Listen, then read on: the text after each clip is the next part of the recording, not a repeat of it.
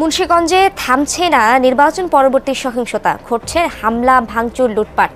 এতে আতঙ্কে সাধারণ মানুষ। দেখুন, আজকেই হুমকি এসেছে যদি আমরা রাজপথে কালো পতাকা প্রদর্শন করি তাহলে নাকি 28শে অক্টোবরের মতো আমাদের উপরে আবার ক্র্যাকডাউন।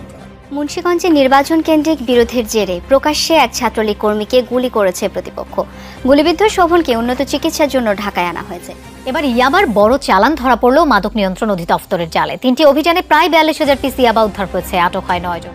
নির্বাচনের পর জিনিসপত্রের দাম হঠাৎ বেড়ে যাওয়াকে অস্বাভাবিক উল্লেখ করে এর সাথে জড়িত মজুতদারদের কঠোর সাজার ঘোষণা দিয়েছেন প্রধানমন্ত্রী শেখ হাসিনা। এর আগে আপনি কখনো চাঁদাবাজ হতে দেখছেন? আমার সামনে জীবনে দেখেন নাই।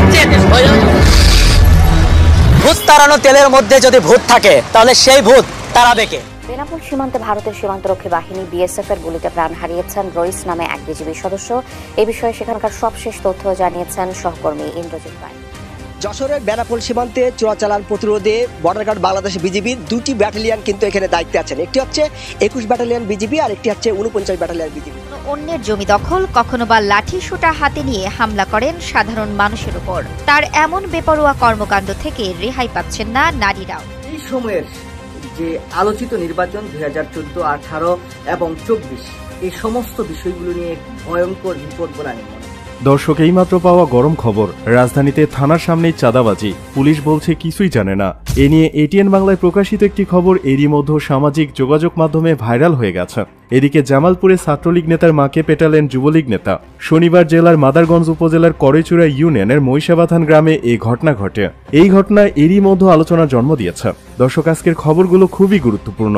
বেনাপোল সীমান্তে বিএসএফ এর গুলিতে বিজিবি সদস্য নিহত।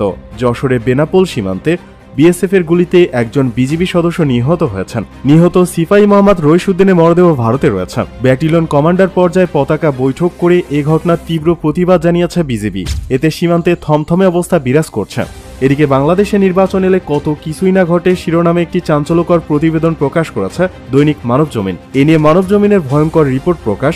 মরার আগে মৃত এরশাদ, প্রণব মুখার্জির চিরকুট, কামালের 65 আসন শিরোনামে একটি ভিডিও প্রকাশ করেছেন যুক্তরাষ্ট্র প্রবাসী বাংলাদেশি এক ইউটিউবার। ওই ভিডিওতে দশম, একাদশ ও দ্বাদশ জাতীয় সংসদ নির্বাচনে দিয়েছেন অনেক চাঞ্চল্যকর তথ্য। ভিডিওটি শেষ পর্যন্ত দেখে আপনার মূল্যবান মতামত আমাদেরকে কমেন্ট বক্সে কমেন্ট করে। আরো খবর জানতে আমাদের ইউটিউব চ্যানেলে সাবস্ক্রাইব করুন এবং বেল বাটনে ক্লিক করে অ্যাক্টিভ থাকুন। বাংলাদেশে একের পর এক মানুষ মরে, লাশ মরে, আমরা বিজেপির বুকে আক্ষেপ দেই যে বিজেপি কেন কিছু করে না। আরে ভাই, বিজেপিকে করতে বললে না করবে। যেই বিজেপি, যেই বিডিআর জিয়াউর রহমানের সময় করতে পারছে, সেই বিজেপি বিডিআর এখন কেন করতে পারে না? বোঝেন না? এখন বোঝেন না? সতীর্থ বিক্রি করে দিয়ে আসতে বলে স্বামী স্ত্রী। আরে এটা স্বামী স্ত্রীর সম্পর্ক না, এটা পতিতা এবং খদ্দরের সম্পর্ক। বাংলাদেশের জনগণের সম্পর্কে যেহেতু ম্যান্ডেট দেয়নি, যেহেতু বিয়ে হয়নি, ভারতের সাথে বাংলাদেশের কোনো স্বামী স্ত্রীর সম্পর্ক হতে পারে না। আমরা বিজেপিকে অনুরোধ করছি, বাংলাদেশের জনগণের সাথে খেলতে আসবেন না, মারাতে আসবেন না। ওই সীমান্ত থেকে আবার যদি ঢাকায় দেখি, ওই দিন ঢাকাবাসী আপনাদেরকে দাবলানি দিব আমরা। সীমান্তে বিএসএফ কে নিয়ন্ত্রণ করতে পারেন না, ঢাকায় রাজনীতি নিয়ন্ত্রণ করতে আসবেন। এরপরে যদি ঢাকায় ঢোকেন রাজনীতি নিয়ন্ত্রণ করার জন্য, প্রথম প্রতিরোধ বিজেপির বিরুদ্ধে হবে। তারা নিজেদেরকে রক্ষা করতে পারে না, জনগণকে রক্ষা করতে পারে না, দেশের মানুষকে রক্ষা করতে পারে না। খেয়ে দিয়ে মোটা তাজা হয়ে গরু ছাগলের রূপান্তরিত হয়েছে এক একটা। আপনাদের জিজ্ঞাসা হয় না একটা গুলি করলে বিজেপি দুটা গুলি কেন করে না? জিজ্ঞাসা হয় না? বিজেপি, আপনি যদি বিজেপি গুলি করতে পারতেন, আপনি পারতেন না।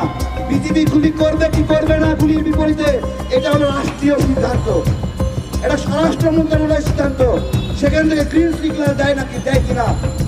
গরু কিনতে গেছে টাকা দিয়ে, বানায় দিচ্ছেন গরু চোরা চালান। টাকা ছাড়া কোনো ইন্ডিয়ান গরু দিবে? দেবে নি? তাহলে গরু চোরা চালান কেন বললো এরা? কেন বললো? ওরা হলো চুরির সঙ্গে জড়িত, ওরা চুরি করে গরু বিক্রি করে। আমরা প্রকাশ্যে গরু কিনি, আমরা চুরি করে কিনি না, প্রকাশ্যে গরু কিনি। ওরা চুরি করে কেন বিক্রি করে? ওরা একদিকে গরুকে মা ডাকে, আর একদিকে গরু কাটার জন্য বাংলাদেশে পাঠায় দেয়। এই জন্য লুকায় চুরি করে গরু বিক্রি করে। আপনারা দেখেন সারা বিশ্বে ভারত গরুর মাংস রপ্তানিতে প্রথম স্থান অধিকার করেছে। তাহলে যেই দেশে গরুর মাংস খাওয়ার জন্য মানুষ পিটায় মারে, সেই দেশে কেমন করে সেই দেশ গরুর মাংস রপ্তানিতে প্রথম হয় আমি জিজ্ঞাসা করছি।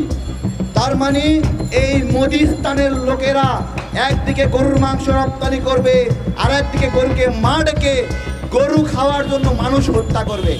আমি এটাকে হিন্দুস্তান বলতে নারাজ, এটা হলো মোদিস্তান। আর শেখ হাসিনা এই বাংলাদেশকে মোদিস্তানের অঙ্গরাজ্য বানানোর চেষ্টা করছে। আমার একজন শিক্ষক অনেকদিন আগে একটা গল্প শুনিয়েছিল, ছোট্ট গল্প, 1 মিনিটে শেষ হবে, বলবো? গতকালকে আমার ফেসবুক লাইভেও বলেছিলাম, একটা আমেরিকান সিনেমা হলে বিখ্যাত একটা ভারতের পরিচালকের সিনেমা চলতেছে। সারা বিশ্বে রব উঠে গেছে যে সিনেমাটা অনেক ভালো। আমেরিকানরা ওই সিনেমা দেখার জন্য সিনেমা হলে গেছে, গিয়ে সিনেমা হল দেখছে, বলছে ভালো কথা, সিনেমা এনজয় করতেছে। এই মুহূর্তে একটা সিন আসলো যে সকালবেলা পাখি রাখতেছে, চিকিরমিকির করছে, সূর্যের আলো ঘরে এসে পৌঁছেছে, সমস্ত ইন্ডিয়ানরা ঘর থেকে বের হয়ে যাচ্ছে, একজন যায় জঙ্গলের ভিতরে, একজন যায় ধান খেতে, একজন যায় পাট খেতে, একজন যায় ফুলকপি খেতে, একজন যায় পেঁয়াজের খেতে। আমেরিকানরা আশ্চর্য হচ্ছে, এতগুলো মানুষ একসঙ্গে উঠে ক্ষেত খামারে যাচ্ছে হয়তো বা কোনো কাজ করতে। তারপরে দেখে না, তারা এখানে বসে কি যেন করছে। তো ওখানে ইংরেজিতে সাবটাইটেল উঠছে, তারা ওয়াশরুম করছে, হাগু করছে। ঠিক আছে, আমেরিকারা আশ্চর্য হয়ে গেছে যে এইভাবে দল বেঁধে জামাতের সঙ্গে সবাই এভাবে হাগু করতে যায় ক্ষেত খামারে। তো খুব ভালো হাগু করতেই পারে, তাদের ওয়াশরুম নাই। বিবিসিতে নিউজ হয়েছে, বিশ্বে 1 কোটি মানুষ ওয়াশরুম ইউজ করে না, তার মধ্যে 60 কোটি ভারতে। বুঝতে পেরেছেন? 60 কোটি ভারতে। এই গল্পটা বলার একটা কারণ আছে। তো ভালো কথা, ওয়াশরুম করতেছে ক্ষেত খামার ধান খেতে। তো বলতেছে যে ওদের টিস্যু কোথায়, টিস্যু ছাড়া ওরা হাগু করে কিভাবে? তো দেখছেন যে গাছের পাতা ছিঁড়ে ওরা টিস্যু বানায় ফেলেছে। বুঝতে পেরেছেন? ভালো, গাছের পাতায় টিস্যু ন্যাচারাল, সবকিছু আয়ুর্বেদিক, সমস্যা নাই। এরপরে তারা কি করছে, দেখছে যে এরা আবার দল বেঁধে পুকুরে নামছে, গঙ্গায় যাচ্ছে। তো পরিষ্কার তো করতে হবে, তাই না? তো পরিষ্কার করছে, এরকম সমস্যা নাই। ওরা আশ্চর্য হয়ে গেছে যে কিছু মহিলা এসে সেই পুকুর থেকে যেখানে হাগু সুচু করতেছে সেখান থেকে কলসি করে পানি নিচ্ছে। আশ্চর্য, এই পানি নাই কেন? তারপরে ওরা মনকে বুঝাইছে যে না, পানি নিতেই পারে, বিভিন্ন কাজে পানি ব্যবহার করে। এরপরে সেই কলসি ঘরে রাখছে, ভাত খাইতে বসছে, বাসন টাসন ধুচ্ছে, না ধুতেই পারে। ওরা আশ্চর্য হয়েছে, ভাত খাওয়ার মাঝখানে ওই কলসি পানিগুলো ঢপ ঢপ করে গেলে খাইতেছে।